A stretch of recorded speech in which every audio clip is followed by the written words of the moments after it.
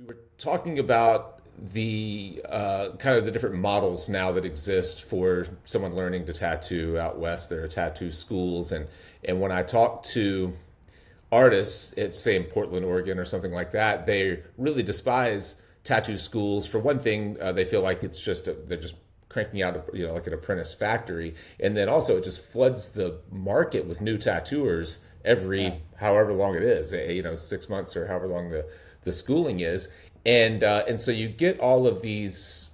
You hear things like, well, the apprenticeship should be the way that the traditional apprenticeship is the way to teach someone to tattoo, and these tattoo schools are garbage.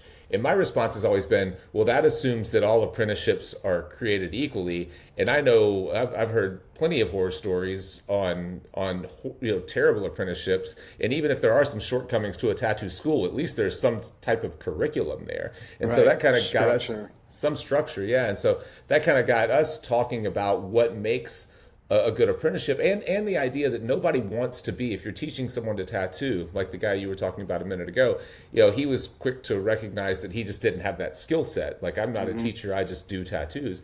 I think that that's probably the vast majority of tattooers, even when they are interested in taking on an apprentice for the first or second time.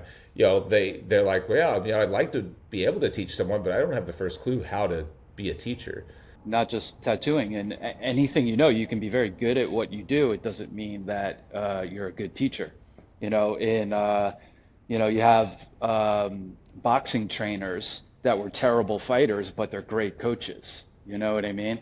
And excellent fighters that would make a terrible coach. So I think there definitely is a craft and an art, so to speak, to teaching.